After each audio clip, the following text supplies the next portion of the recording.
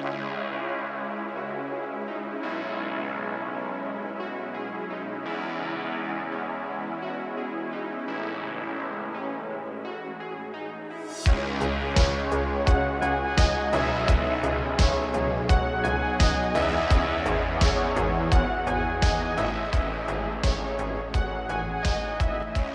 to you from 4,200 feet in the hills of Oregon, it is the voice of Chi-Town, the reddest beard in the high desert, your host of the MOA broadcast, Sam Wilson. All right, folks, we got a great show lined up for us today. All kinds of good stuff. First off, our show highlights. This show is going to be almost, I wouldn't say primarily, but more than half is going to focus of the news stories are going to focus on stuff that happened in Florida. It is just popping down there this last week or two. All kind of stuff. Most of it bad, unfortunately, but we've come to expect no less from Florida. We'll try and keep it as lighthearted as possible, though. We had animals attack in Florida, multiple stories. A great little piece we're going to do. So we did get some feedback via email. People wanted to have more of the outdoor stuff. I thought, I don't know, I'm not really good at this kind of stuff sometimes. I think most people want, when I see what's on TV, which I don't watch much of TV, I see what's on like the streaming service. I don't even actually have regular TV service. I watch streaming stuff on my computer and phone and stuff. That's about it. The level of people's attention span and the quality of programming has gone down so much. I just, thought or assumed foolishly that people wouldn't be interested in real legitimate skills type stuff. Apparently I was wrong, because that's been a number of the emails have been related to that. And so we're going to cover, we've got a great segment on survival and navigation skills in today's episode. It's going to be right around the second half of the first segment, and a good chunk of the second part as well, hopefully. It'll depend how things go.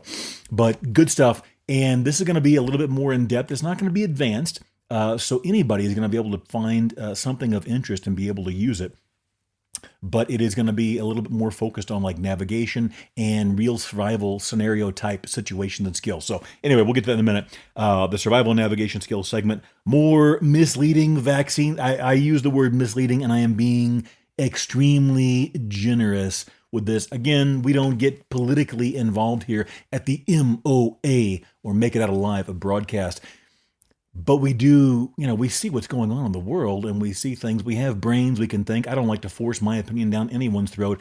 I like to present the facts, which is, like I've always said, that's what the news used to do. And if I'm going to do something that's, opinion-based, then I'll let you know this has some opinion stuffed in there. But primarily we do the facts, and you draw your own conclusion. I like to trust and respect that people are going to use their faculties properly and critically and come to the right conclusion for them and their families. So anyway, and again, we have more urine attacks. You can guess where that's coming from.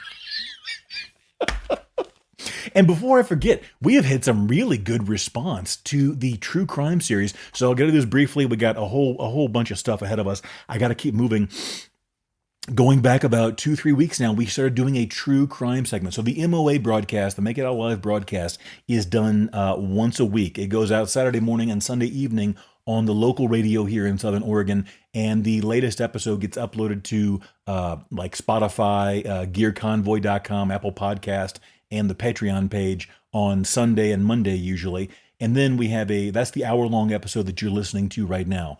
Then we do the MOA True Crime series, which is about a 30-35 minute show that goes out once a week on between Wednesday and Friday. It just depends when I get it out. It's more work than you might think to produce these to the level of quality that I do. And this is not pro quality maybe, but it's still not just like, talking into a solo cup on a string, recording my voice. So we try very hard to present a high quality product to people. That being said, we've had good feedback from the True Crime series. The first one was about Tommy Two Guns DeSimone. He was the character played by Joe Pesci in Goodfellas.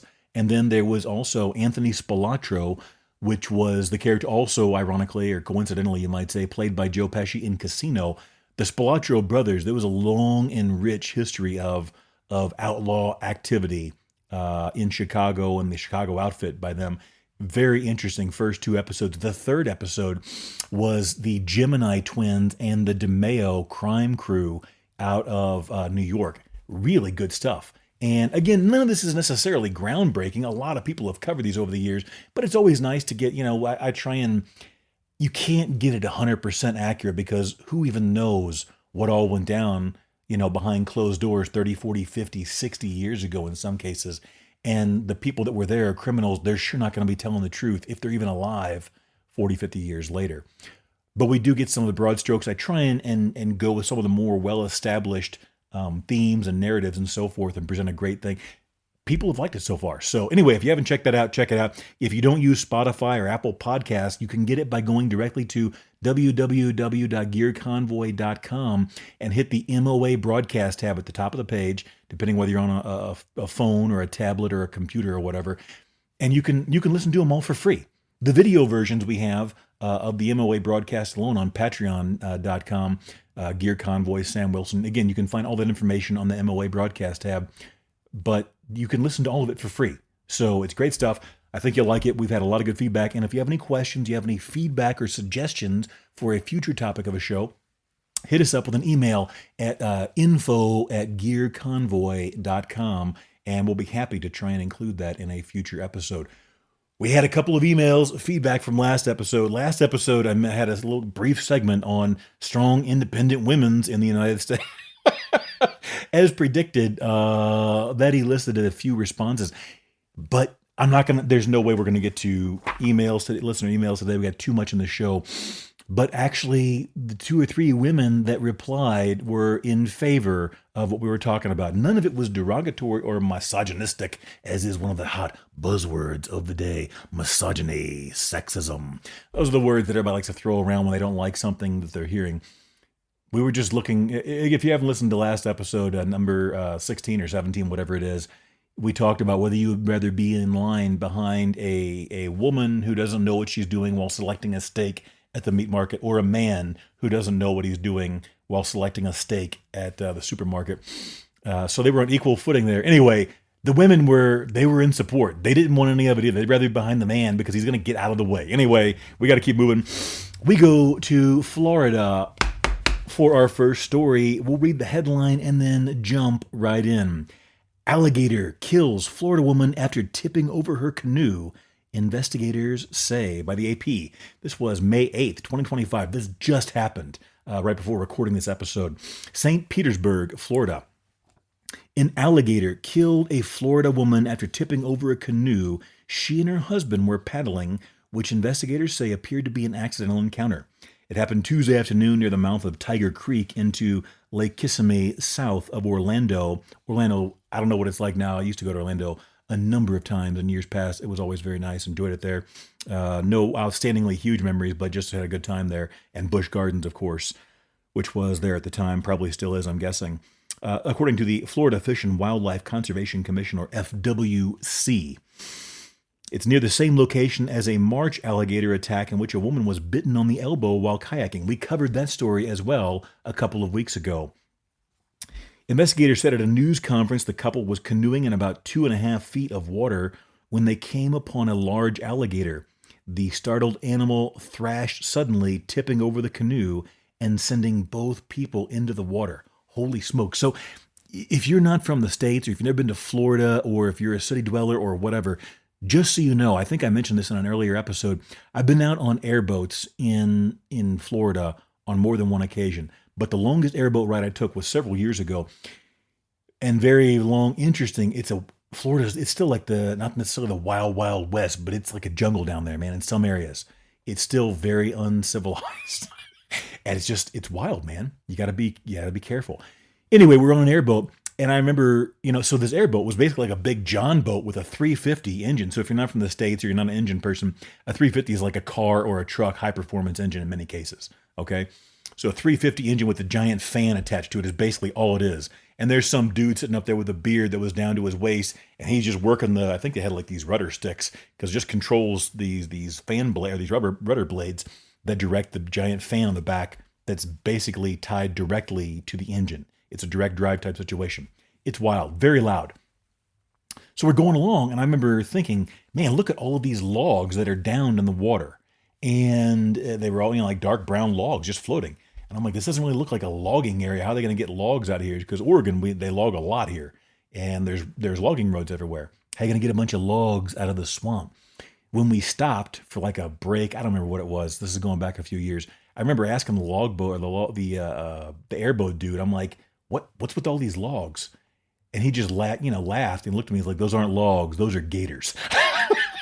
So they're everywhere, man. I don't know what the population is like now compared to 10, 15, 20 years ago, whatever.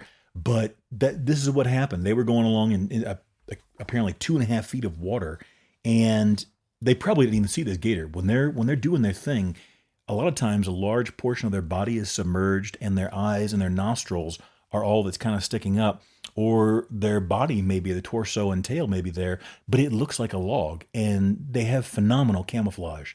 If you're not looking for it, it's very easy to miss it, especially if they're just below the water surface. Anyway, we don't know what happened, but apparently they either went over the animal or bumped into it, startled it, thrashed, and it capsized the boat. And this man and woman, I think they were husband and wife, it says the canoe drifted over on top of the alligator. It was startled, according to the FWC director, and they both went into the water.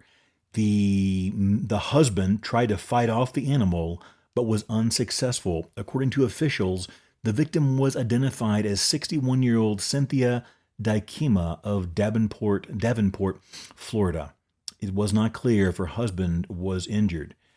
Now, it says a trapper, and this is a part I'm kind of conflicted on. I know everyone's going to say they got to put the animal down, but listen to the context of this and the next story before you jump to that conclusion. And I'm not saying it's the wrong conclusion, but I just hate to see animals killed for doing what animals are going to do no matter what. Anyway, let's move on here. A trapper captured an alligator measuring more than 11 feet that is suspected of being the animal involved. Here's the thing. But investigators caught another large alligator that also could have been responsible, officials said. Now, they didn't say whether either or both alligators were put down. I'm assuming both were put down or dispatched. And that's the part that I hate. I don't know. Let's just jump right out there. I don't know what I would feel like if it was the gator or whatever other animal that had just killed and potentially consumed my friend, family member, mate, whatever. I don't know. Okay. I've never had that happen. I can probably think of a few people in my extended family that I wouldn't mind seeing attacked and consumed by a gator, but that's sarcasm. Let's move on. I just hate to see. So 2 alligators were trapped, and I'm guessing dispatched. Which one was the right one? Or what if it was another one? What if it was neither gator and they put down 2 larger gators for no reason? Anyway, I just hate to see it. That being said, I'll reserve that for the family to make their decision. That's none of my business. Interesting statistics here. Since 1948, when officials began tracking alligator bites involving people in Florida, there have been 487 unprovoked bites through 2024. 339 were major bites, and since 1948, only 27 were fatal. That's not really that bad considering the fact that the gators they're extremely strong predators, and humans are relatively defenseless against a large enough gator. So 27, and since 48, what is that like? Yeah, that's not very many at all. Once every 3 years or less. Probably even less than that. I'm doing my math on the fly here, and I got too many things going on, but that's not that many. Okay, the most recent fatal alligator attack was in February 2023 when 85-year-old George Serge was killed. Gloria Serge was killed while walking her dog along if you recall that, it was horrible. This poor lady is walking her dog near this pond or whatever it was in Fort Pierce. And this gator, I guess he saw the dog and he comes blasting up out of the water. And I think the lady tried to defend her dog or something. It was gruesome. The poor lady, I felt so horrible. I'm sure her family, it was just bad. The gator got her, and it was not pleasant at all. If there is a pleasant way to be consumed by an alligator, but what a horrible way to go for the poor little old lady. My respect to the family. Okay. Earlier that year in 2023, a 23-year-old man lost his arm in an attack near a pond behind a bar in Port Charlotte. I'm telling you what, Florida it's a jungle down there, baby. All right, we go to another story in Florida. Headline: Wildlife officials confirm man, 89, victim of first fatal Florida black bear attack.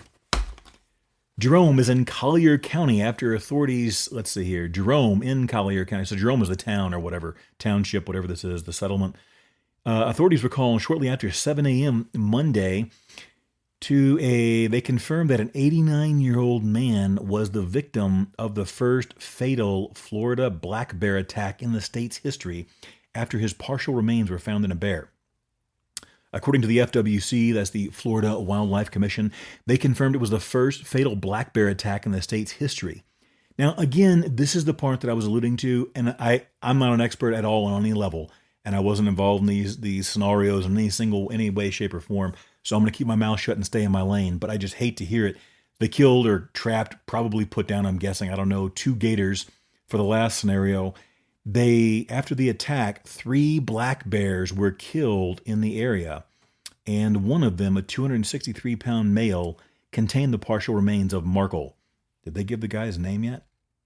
I'm going to get back to the bear story. Guys, I'm telling you what, the quality of reporting and journalism, if you want to call it that, has gone down. It has declined so badly with a lot of these American newspapers, in my opinion. Some of these articles, I research literally easily dozens of articles a week and hundreds upon hundreds every month preparing for this show and the true crime series and all this. It took me to my 3rd article to get on this bear story to get all of this info. And even then it was still pieced together. It is unreal. I remember growing up, my dad, we grew up in Missouri. Okay. And so we were not too far from St. Louis. The big newspaper then was the St. Louis Post-Dispatch. I don't know what it's like now. I haven't read it in a long time, but it used to be a pretty good paper, I guess. I don't know. It sufficed our needs. But you could read an article. There was no internet and so forth. You read these articles and you had a good idea of what was going on. There was the who, what, where, when, why, and so forth. A lot of these articles now that are written online, I can tell a lot of them, or at least some of them, are written by AI, and the rest of them are written by people who have no idea what journalism is and how to convey the who, what, where, when, why, and the flavor of the story while just giving you the facts and keeping their opinion out of it. Anyway, it stinks to me. I hate it. They put down 3 black bears, apparently. They killed 3 black bears. I guess they know what they're doing. I don't. I'll shut up and I'll stay in my lane. That being said, they did find the remains, and one of those bears, the remains of, where does it say his first name? I want to get this guy's name in here if it's in here. I don't know that it does it tell us? I don't know. They call him Markle. He had a first name, and I apologize for not getting it in here. In a statement Friday, let's see, the remains of Markle were found about 100 yards from his home. But this is the interesting part. The investigators found signs a bear had actually entered the home. DNA results received on Friday positively identify the 263-pound male. The bear's DNA was present on Markle. So they did get, out of the 3, at least one of them was the one apparently that killed the man inside his residence and on the dog's body. So it killed the man, the 89-year-old man, and his dog. And apparently went inside their house, was probably looking for food or whatever else. If you ever look at the social media, there's lots of videos of bears. They'll just kick open somebody's home door. I saw one, this bear literally just walks up and kicks open this door to a front door to a home. And he goes right to the refrigerator, knows how to open the door, and he just starts eating food out of this refrigerator. They had security cameras inside the home. And this bear kicks open the door, goes right to the fridge, opens the door, and just starts eating. He filled himself up, and then he waddled on out and went into their hot tub and sat in the water. But anyway, this is unfortunately a sad story. All 3 bears were tested for rabies. The results were negative. The Collier County Medical Examiner is still in the process of completing the investigation, but indicated the preliminary cause of death was consistent with injuries caused by a black bear. The sequence of events remain unclear. Jerome, I guess that's the settlement or town or city, doesn't say very clearly, is in the South Bear Management Unit, which has the 3rd largest population of bears in Florida, estimated at 1,044 in 2015. So anyway, if you're wondering what the MOA theme is as it pertains to these last 2 stories, situational awareness, sometimes I related a story last week where I encountered a bear on trail. When it comes to wild animals, they play for keeps. And you may or may not see or hear them before it's too late. So there's not always something you can do. And again, both of these folks were unfortunate. They lost their lives. We're not going to sit here and pick it apart or make a big joke of it. But man, you got to keep, as the old saying goes, keep your head on a swivel when you're dealing with nature. There's an old saying, I forget who it was. I read it in some survival book somewhere. If you're going to get frisky with Mother Nature, you better bring protection. I just messed that all up. You better bring protection, it goes. Word whiskers there. Okay, we go on. Now, if you recall, we had a story a couple of weeks ago for that tourist helicopter that went down in New York. There was an update to this story. The NTSB reveals disturbing new details in doomed tourist helicopter that crashed into the Hudson River, killing 6. I read the article. I just wanted to include it because there was a lot of interest in the story nationally. They don't really give us any new details other than that they heard loud noises coming from this New York helicopter tours at the company named Chopper as it was flying over the Hudson. If you'll recall, this was a helicopter tour that was being flown by I believe it was a Navy veteran. I think he may have been a Navy SEAL. Some articles were conflicting on that, but the guy clearly, was not just some clown. He knew what he was doing. I think he only had 700 and something hours of flight time, which is not necessarily extensive depending on what you're doing. But still, I don't think you can blame what happened on him, because if you watch the video, several different media outlets carried it. That chopper, it broke up into 3 pieces. They said people that were filming it on the river heard distinct, loud bangs, noises, and surveillance cameras captured the moment the helicopter split into 3 major sections: the fuselage, the main rotor, and the tail boom. Guys, if you're flying an aircraft and it breaks up into 3 pieces midair, there's nothing you can do. I mean, if you somehow survive, thank God, thank luck, thank whatever you believe in. But you can't blame that on the pilot from anything I can see. They did, checks. Everything was in line as far as safety checks, inspections, and all that. And he hadn't done anything that he wasn't supposed to do. The New York helicopter CEO, Michael Roth, has said he has, quote, no clue why, end quote, his chopper malfunctioned and crashed mid-flight. The company has since shuttered. Okay, let's get into this. Moving on here. Let me get a sip, excuse me. All right. Now, this next segment is going to be on urban and wilderness survival. Some of this I pulled from a study guide that I found online from years back. There was no name for the article, so I don't even know who to credit. I could dig it up if someone is curious. And then some of it has been from my experience. I wrote out a little outline and kind of combined the two in a spreadsheet. We're going to kind of go through this, and then the real meat, in my opinion, for me personally, is in the navigation segment that we're going to do at the end. And then we'll have to split this up before and after the break. We've got a few minutes, so we're going to dive right in. This is urban versus wilderness survival. So very, very similar skills and definitely very similar mindsets.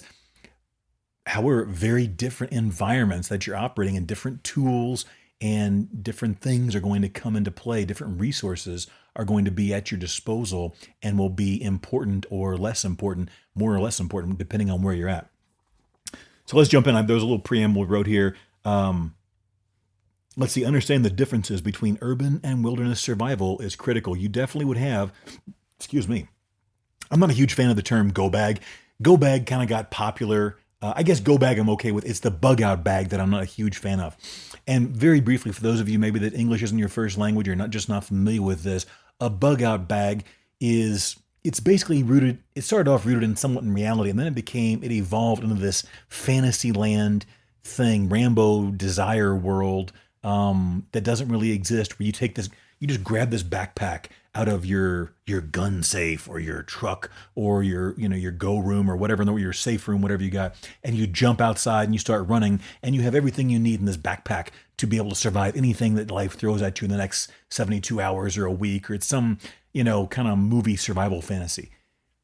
In reality, and a lot of the guys that wrote articles on this and espoused this and did videos, the idea of quote unquote bugging out was jumping into your off-road vehicle or your dirt bike or whatever and going off into the woods to escape the absolute pandemonium that's going to be taking place probably in a lot of cities, which I would believe is very accurate. And we've seen in events in the last several years, cities go bonkers. I don't know if you've ever been involved in or present at a riot or a disturbance before. I have been involved and present, I should say, at both. It is pandemonium. You can't even hear. There are Molotov cocktails flying. It is absolute bedlam. But the idea behind bugging out was you would jump into your car or onto your motorcycle or your off-road bicycle or moped or what scooter or whatever, and go off into the woods in this little shack that you had set up in the survival shelter and this and that.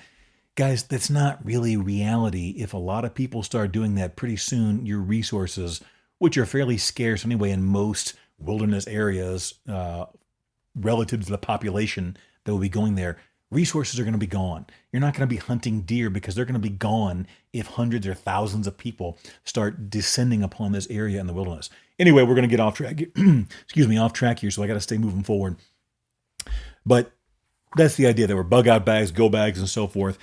There are a couple of factors here. Three that jump to mind here: population concentration, technological reliance, and social volatility make both environments uniquely challenging. And you can use your brain to see how those are both going to apply to an urban and a wilderness scenario. Okay, so we got a few key differences. I'm going to kind of read through these and you think about it on your own. I'm not going to have time to break down that would be hours. We could do this literally for hours. Maybe we'll expand on another show if we get enough feedback, but for now we're going to go through it. So a couple of the key differences between urban and wilderness survival. So what kind of threats? In an urban survival situation, there may be civil unrest, which is extremely common. That was one of the first things that happens. People start going crazy and they lose it in the streets. That was actually, I'm not a huge fan of zombie movies and stuff, but if you watch the movie World War Z, I thought that was a very good, in my opinion, that was a very good film that accurately or reasonably accurately depicted how quickly things would devolve into pure bedlam. And I thought it was a great film. That to me seemed fairly realistic for given the context of a zombie movie. That's about how it's going to go. Resources are going to get scarce very quickly, and cities are going to be overrun badly, which is compounded by the fact that many city people have very few of those type of survival skills. But let's keep moving. Civil unrest, grid failure, scarcity of resources. How many people do you know, or maybe you're one of them, if so, there's still time for you, there's hope, that are going to absolutely flip out and have zero options and recourse if the power grid goes down? I've lived in multiple cities. I knew zero people. I'm sure they exist. Don't get me wrong. I knew zero people, and I ran with a lot of people of like mind that had any kind of resources once the power grid goes down. A few may have had like some solar panels, but otherwise zero. Again, I'm sure they exist. I didn't know any. So how many do you know that if the power grid, when they went to bed tonight, they wake up in the morning, there's no power, no juice in the city when they wake up, they have options. Whether it's generator, solar, large batteries, whatever else. How many do you know? Good question. Now we apply that threats to wilderness. Exposure, big one. You have to have shelter of some kind because without an insulated structure like a home or a trailer or whatever else, things can get that's one of the number one killers in the wilderness is exposure. Wildlife. Man, alligators, bears just attacked people that were in civilized areas and killed them both in the last week in Florida. Okay, and then isolation.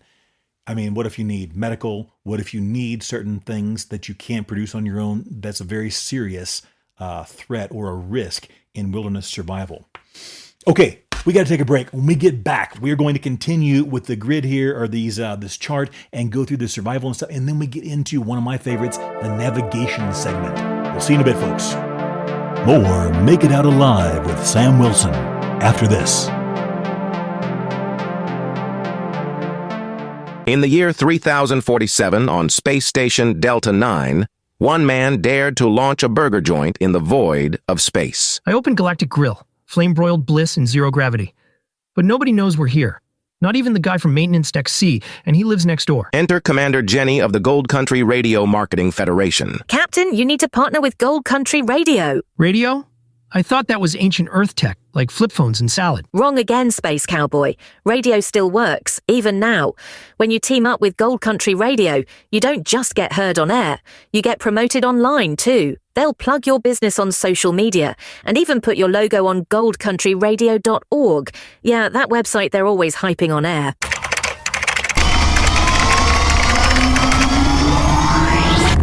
Promotional power activated. So I did it. Partnered with Gold Country Radio.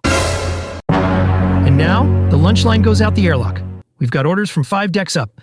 Even the commander's ordering double bacon asteroids. I told you, Gold Country Radio. Timeless, effective, and totally space safe. Want your business to take off? Visit goldcountryradio.org and click Contact to get started. Gold Country Radio. Low cost, high yield, and still light years ahead. You're listening to the MOA broadcast with Sam Wilson. Will you make it out alive? All right, folks, we are back from the break here on the MOA broadcast with your host, Sam Wilson. All right, we're going to pick up basically when we left off. We were talking about we're going through basically almost like an outline, a study guide, whatever you would call it, of some differences between urban and wilderness survival in today's day and age. We just covered the different threats in the urban survival area. To recap very briefly, there was civil unrest, grid failure, scarcity of resources. In the wilderness survival area, you have to deal with exposure, wildlife, and isolation. We move on. Our next category would be resources. Now, here is the interesting thing. When you are dealing with urban survival in a city, small town, suburb, however you want to describe that, you're going to have much greater resources than you are in a way than you are in the wilderness, depending on your ability to take advantage of and use them. Unless you don't have a reasonable degree of training, the average person is going to have a more difficult time taking advantage of the resources in the wilderness. They are vast and you can do many, many, many things, but the average person is not going to have the training to easily take advantage of and utilize those resources. A lot of the resources you're going to have in cities are going to be food caches, structures, shelter, water, potentially some type of functioning grid, power grid, and so forth. Plus scavenging, you can find a lot of things, whether it's vehicles for mobility or other resources. Anyway, and those are what we have here. When it comes to urban survival, the resources, you have buildings, scavenged goods, utilities. Even if the power grid is down, there may be some places that are still being run by generator or ways to get fuel if you are equipped with a generator or other solar, other sources and forms of energy. In the wilderness, you're going to be a little more creative and probably have a little bit more training to be able to recognize those resources, but they're out there. You have natural resources such as water, wood, shelter, and an abundance of food, hopefully. And this is what I was talking about earlier when it came to the whole quote-unquote bug-out thing. Guys, if everybody, quote-unquote, and I use that in a sarcastic fashion or manner, bugs out, just grabs their backpack or whatever their gear is in their Jeep and their off-road vehicle, SUV, and they Cybertruck, whatever. I'm not knocking the Cybertruck. Let's not get into that. And they just go into the woods. You're going to be facing a massive amount of competition for very limited resources very quickly. And in the end, and we'll get to this in a moment, but the bottom line is what's going to become more valuable than almost any of these things is the knowledge and the training, and particularly the experience to take advantage of any resources present and available very quickly. Because if you're in an urban area, and that's what I was mentioning in that movie World War Z earlier, very quickly these resources got gobbled up, because in cities you have large amounts of people stacked on top of each other, and they're all going to be competing for those resources very quickly. In more, urban, or I should say rural areas or wilderness areas, it's going to take a little more time for people to get there and the population to start concentrating and growing in that area. You're going to have a little more time to kind of figure out what you're going to do. Obviously, one of the best scenarios is you're out of a large city, hopefully, and you're able to shelter in place. Far preferable to just grabbing a backpack full of gear and going off into the woods. That's not really a viable scenario in most cases. It's going to be rare that actually works out for somebody. So anyway, let's get back to our outline here so we don't lose track of time. Mobility. Limited by debris or congestion in a city. Very true. You're going to have, once vehicles start running out, once they run out of gas or fuel or whatever it is they run on, whether it's, electric cars, EVs, diesel, gasoline, propane, whatever. If there's no fuel at gas stations, or there's massive lines, or the price goes through the roof and you can't afford it, that vehicle means nothing now. Once it's dead in the water and it's stuck on the street, it means nothing. So roadways, and we've seen this in modern day events, vehicles just get abandoned. I've seen this myself in snow events and ice events. People will abandon vehicles. They're no longer of any use. In the wilderness, you're going to be primarily on foot. Even no matter what kind of vehicle you've got, it doesn't have a fuel supply ad infinitum. You're going to run out of fuel, and eventually it boils down to you're going to be hoofing it. Now, maybe if you've got horses, that's going to be different, or other types of pack animals. But in general, even then, there's going to be limitations. Now you've got to take care of and deal with and feed and take care of those animals. In most cases, chances are you're going to wind up on foot. So navigation, and this is a big one that is very easy to practice and learn now, which also has large ramifications. Brief story. I used to live in New York City, and I'm the kind of person, I always had one or two little button compasses on me. And New York City, now if you go in Brooklyn, Queens, North, it's just kind of a mess. And you get super lower Manhattan, it's kind of a mess. But the large portion, the majority of Manhattan is a very nice, clean, in most places, grid. It's left and right, up and down. So if you have a small button compass or any type of compass, whether it's on your phone, whatever, you can easily navigate. And I would hang out with friends, and we'd be, especially those that weren't familiar with the city. I was very fairly new there in the beginning, and I was able to navigate very quickly to different locations because the city was laid out like a grid in Manhattan, and I had a button compass. So navigation is very important. There are a few basic navigational skills you can learn very easily, and especially, I don't care if this sounds sexist or not, especially if you're a man, it is incumbent upon you to take care of your family, your group, whatever. These are very easy to learn, and you should do this. I don't sell these products. This is nothing from me. This is very simple research. We'll get into it in a moment, though. Navigation in the city grid maps, GPS, landmarks. In the wilderness, you have compass, topographical maps, and natural indicators. Most people, I have been hiking and backpacking with dozens upon dozens of people. I have encountered maybe two or three that actually knew how to use a map and compass effectively. And both of those two or three, or whatever it was, 3-4 people, 2-3 people, were extremely slow and out of practice. I would not want to depend on them in an emergency situation. No offense. I'm not a master. I'm not perfect either. The point is, this is a work in progress. You continually try and learn. And let's go ahead and close out the outline. Then we'll jump into the other sections. Security risks in city. The security risks are going to be, it's just going to be a never-ending story. You're going to have other people, looters, unstable structures. There may be leaking gas mains. I don't know if you've ever been around a gas main that is ignited. I have. It is insane. You don't want to be anywhere near that. Water mains that go, it's a mess. It can render very quickly, a huge water leak can render a structure completely uninhabitable and very unsafe in a matter of minutes or seconds, depending how close you are to the pipe. So, or the main, whatever, whether it's a service line, a main, etc. So, the city, in my opinion, in a lot of ways, even though there can be a lot more resources, can be very, very treacherous. So you're going to make sure you're prepared. In the wilderness, you have predators, weather, and terrain can be equally deadly. But again, maybe it's just my preference for the woods and the country, but it's easier to manage those expectations. You know basically what it's going to be. And in my opinion, the fewer humans you have to interact with, I would much rather deal with animals than humans. Humans are far more treacherous than animals, in my opinion. At least, especially wild animals, you know what they're going to do. Survival and their self-preservation is of paramount concern to them. You can almost bank on it, on how they're going to react in many situations.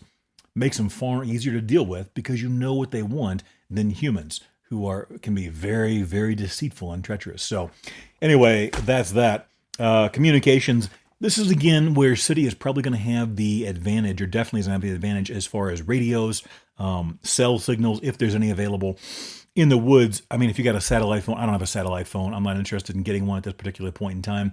There are like the Garmin InReach type devices and the other PLBs, personal locator beacons, and other things. Honestly, don't even know if that service is going to be up and available in a mass, survival quote type scenario. Who knows? So, both of them are going to be, it's going to be a mixed bag. It's going to boil down to what you're more comfortable with, in a way, I suppose. And, the concentration of resources are going to be different in different ways. You're definitely going to be in much, much higher competition, especially in the beginning, in a city area, an urban area. So, The best you can do is think about this stuff and prepare for it ahead of time. The last thing you want to be doing, this is our outro quote on the MOA broadcast almost every time. If you wait for an emergency to prepare for it, you're probably going to be too late. None of this stuff is really rocket surgery in the beginning. It's just a matter of thinking it out, being prepared, and ultimately, if everything goes down, we're all going to be on the same playing field within a couple of weeks. Food and other resources are going to run out for the vast majority of people very quickly. So it's more about preparing and thinking, okay, what can I do to buy myself a little more time to extend that burn time, so to speak. Okay. Man, we're not have time to get into that. Wilderness threats, we can't do that. Let's go ahead and jump into the navigation. This is one I really like. It's fun. It's interesting. Excuse me. And this is actually very practical. And this is one that's easy to learn. You can practice this in your backyard or on your property if you have enough property. You can go to a city park and practice this. You can practice this on the sidewalk in any type of city, whether you have a nice grid like Manhattan or whether you got a giant bowl of spaghetti like lower Manhattan and maybe like Brooklyn, Queens area. Wherever you are, you can practice. So let's get into navigation without GPS. And this is important because we have again become a society that is extremely dependent on technology. And this was kind of the theme. It struck me right away, even when as a younger individual, when I watched the original Top Gun film. Yes, I know it's a movie, but the premise, the stated premise in the film, I didn't really research it to see how accurate it was, or if it even existed. But the premise was that the naval fighter pilots, the naval aviators, as they were referred to, when trying to pick up women, they had become dependent on their self-guided missiles and so forth and rockets whenever they were, in air-to-air combat with other planes. And they lost their dogfighting skills and their ability to get in there and do it, the old blood and guts routine, the manual way. And so that was what the whole Top Gun thing was supposed to be about in the first film, was teaching their fighters the ability to dogfight and to do it without all this automated stuff. This is the problem we now face with GPS. I have been hiking and backpacking with a number of people that they are completely helpless when it comes to navigation without the GPS on their device or their phone. And on more than one trip, at least 2 trips I can think of off the top of my head, they forgot to set a waypoint for the vehicle location at the beginning of the trip. So in essence, if you don't do that, depending on how advanced and how much information your GPS has, it's of very little to no value the rest of the trip if you don't have your starting point so you know how to get back. Now, if you've got like Google Maps or Apple Maps or one of the others, and you have the access to satellite or cell, so you can download fresh information, then you may be able to find your way back to a highway or a city or to the starting point. But if the way this was 5, 10, 12 years ago, 15 years ago, if you didn't have all that info downloaded before you left and lost cell service, there was no access to that data while you were on the trail. So let's jump in here. Mastering traditional navigation. Now this is stars, maps, compass. We're not going to get into stars. That's a far more involved skill. And frankly, I've learned it a time or two. I would not trust myself for 5 seconds to navigate by the stars. I could do some refresher courses and probably get back to it, but there is no way I would want to. That's not hardwired into my brain. However, maps and compass, there's a skill. Do we get into it? Okay, this is not that difficult, guys. There was a book I read years ago. It was called the Paul Method. Now, there's 2 different definitions, at least, of the Paul Method. One is where you use your watch, which is very simple, to determine north and south if you have an analog watch, with hands, not a digital watch. If you actually have the hands that move around, you can find north and south in the northern or southern hemisphere very easily with what's called the Paul Method. I forget what the Paul stands for, P-A-U-L. In a book I read, I think it was through like the Paladin Press. If you're older and you're a dude that we used to go to gun shows and all that kind of stuff, you probably remember Paladin Press. They put out all kinds of books. I can't remember if Paladin did this one or not, but there was a series of books by this guy. His last name was Paul, I think. I don't recall his first name. I think he was a Green Beret or something like that. He had one that I know was called Great Living in Grubby Times. I have that one somewhere. And there was another book called The Paul Method. And that stood for Positive Azimuth Uniform Layout. I think that was just a way to incorporate the name in there into the acronym. But it was a good book. Basically, it was like a much more modernized and detailed version of Dead Reckoning, We're not going to have time to explain this, and it's very difficult to do without visuals. But look up dead reckoning. This has been around for thousands of years, literally, especially with maritime folks. This has been used to navigate. It's an extremely simple way, especially over shorter distances, that you can keep a good eye on where you're at and where you're going. I mean, we got to keep moving. We are running out of time. Oh my goodness. If only there was more time. What's the old saying? There is only the illusion of time. Okay, dead reckoning. Long story short, you would record your path that you go on, your direction and so forth, with how much time and everything. So let's say you walk in a straight line north for 1 mile, okay? And then you go due east for 1 mile, okay? Then you would know basically it was 1.5 miles south, I don't know, southwest. I'm doing this in my head while I got a camera in my face, but I think it'd be 1.5 miles southwest to get right back to your starting point. And that probably, that's going to give you a good visual of how dead reckoning works. It's very simple. It's very effective. And that was what that Paul method was based on. You should probably, I should have looked it up in preparation for this episode. That book is probably still out there, the Paul method. The guy's last name was Paul. He had the Green Berets guide. I can't remember what it was called, but it was a good series of books. You used to find them at gun shows. That's where I got mine like 20, 25 years ago.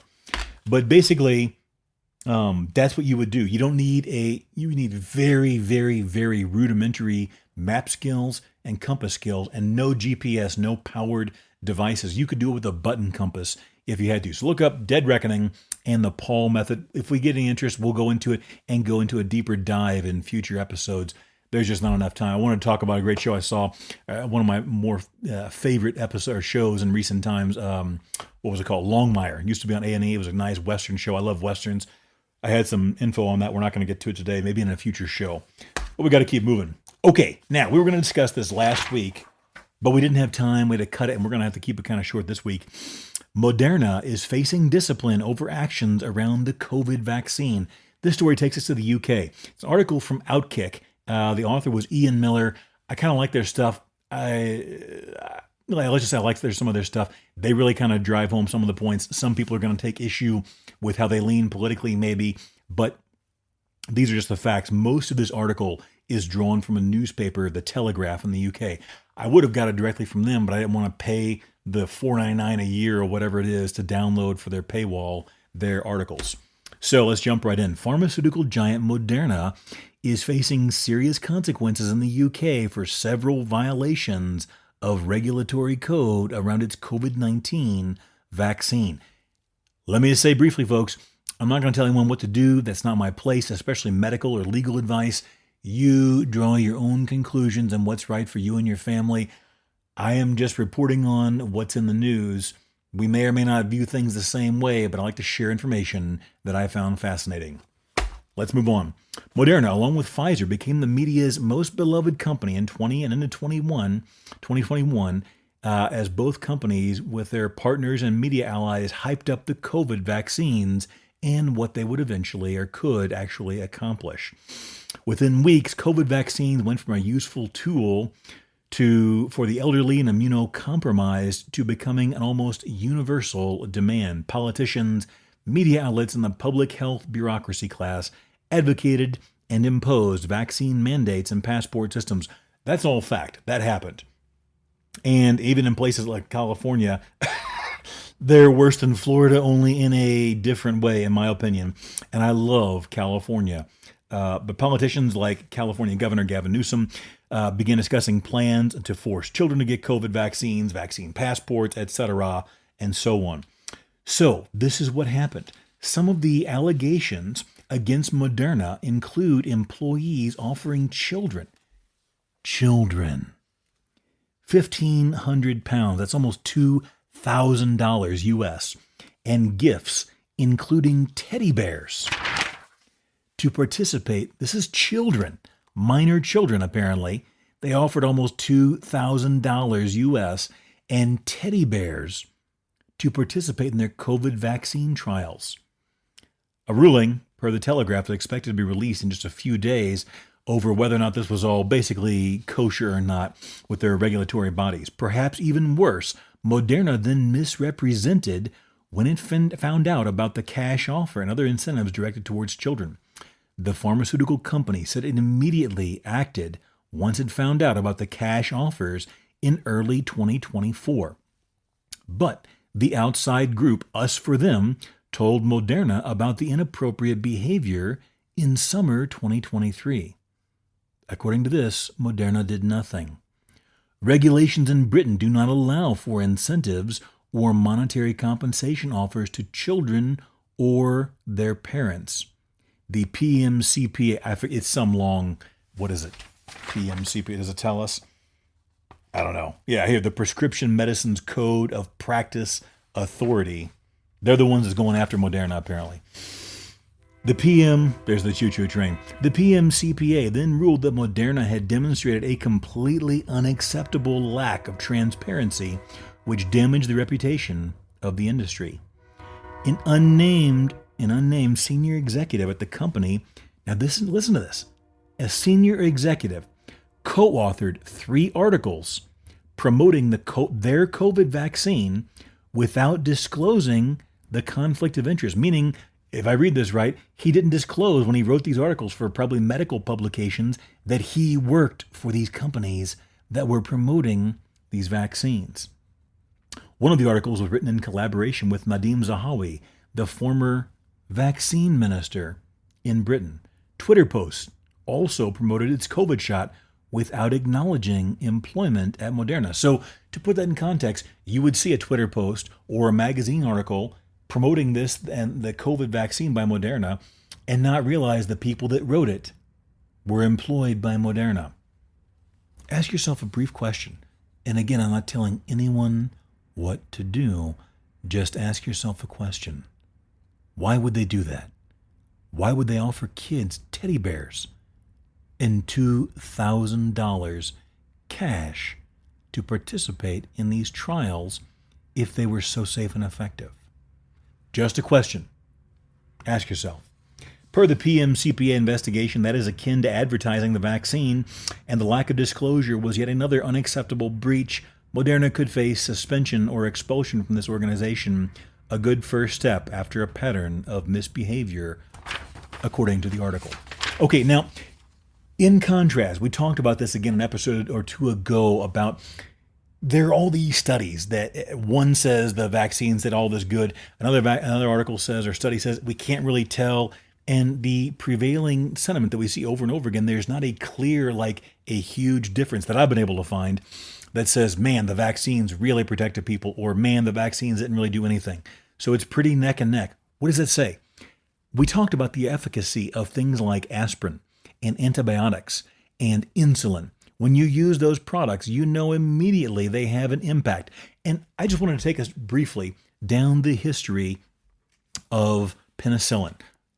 2 or 3, 4 minutes here maybe, and then we got to close up. We're getting close to the end of this hour as well. This is how you know when something is truly effective, though, based on the actual events involved. In case you're unfamiliar with the advent of penicillin, we go back to the early 20th or mid 20th century. Reserve Constable Albert Alexander was the first patient to be treated with injections of penicillin. He was a constable in the police force of the County of Oxford, England.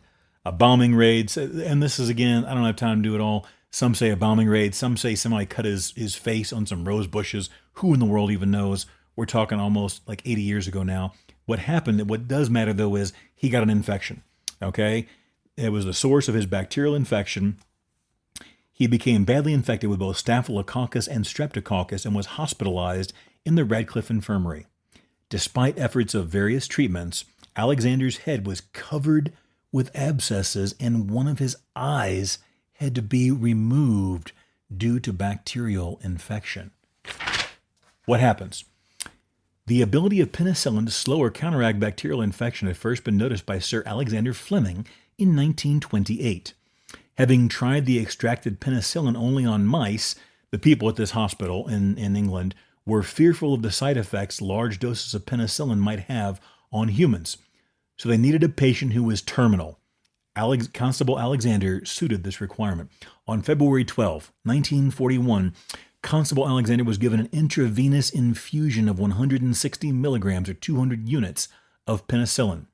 Within 24 hours, His temperature had dropped. Now remember, his face was covered in abscesses. He was infected so bad he had to have one of his eyeballs removed surgically. His appetite had returned and the infection had begun to heal. However, due to the instability of penicillin and the wartime restrictions placed in the laboratory, only a small quantity had been extracted of the penicillin, and even though they tried and extracted any remaining penicillin out of Constable Alexander's urine, by the 5th day they had run out. Without the supply of penicillin to continue treatment, he relapsed and died on March 15, 1941. What's the point? Immediately, when they began administering an effective drug, there were differences. There were no question. Penicillin was effective. Now, that's all I'm going to say, folks. Do your research and you make the decision that is best for you and your family based on your decisions. Don't follow my advice, the newspapers, or anybody else's. Do your own research and draw your own conclusions. I just like to see the other side of the story. That's all. Now, we go to Florida to close out the day. Here's the headline and we'll jump right in. Woman urinates on victim's leg after stabbing and robbing him in Pompano Beach. Broward Sheriff's Office deputies said Jamie Danielle McGuirl, if I'm pronouncing that correctly, 48, urinated on the victim during the crime. According to the sheriff's office, the victim told deputies he was at his tent. Now, he was apparently a homeless man himself, he was at his tent, which is right next to McGuirl's. The report states the side of his tent collapsed and he felt a few strikes to his head. As he exited the tent, McGuirl, this is a female, Jamie Danielle McGuirl, attacked him with a multi-bladed purple tool and a 12-inch piece of pipe. God. This poor guy's just in his homeless tent, and he starts getting his head smacked in by a multi-tool and a 12-inch pipe. She attempted to slash him with the blades in an overhead motion, which caused a few marks on his upper left back and a slight laceration to his right hand. The victim then grabbed the tool and took the pipe from her possession. After he grabbed the weapons, he said the offender, McGuirl, grabbed his leg near his waistline and urinated on his leg. She then fled the scene with her boyfriend. Now, I've been in fights where I've seen men urinate on men, and I've had people attempt to urinate on me. I don't know how that, and they were already without pants and clothes. I don't know how this would work with this female if she was clothed, how she's going to urinate on the man on his leg near his waistline, but apparently she did. Allegedly, she took his cell phone. He walked over to the Wawa, which is a convenience store for those of you outside the U.S., and asked the manager to call 911, and then he gave the manager the weapons that he took from the female. Authorities said they found McGuirl on her bike in the 500 block of Northwest 6th Street. The deputy wrote that he had encountered McGuirl and the victim from an incident earlier in the morning. The report states she was not at the tent and had no idea what was happening and urinated on herself yet again in the back of the squad. She urinated on herself again in the back of the squad car. As of Thursday afternoon, she remained in the sheriff's office, North Broward Bureau Jail, on charges of armed robbery and aggravated battery causing bodily harm. So, folks, if you're ever approached in Florida and you're about to be robbed, it may be worth it to ask if it's going to be number 1 or number 2. That's going to do it. Remember, folks, don't wait until you have an emergency to prepare. If you wait, it may be too late. If you don't make it out alive, you don't make it out at all. Stay safe out there, folks.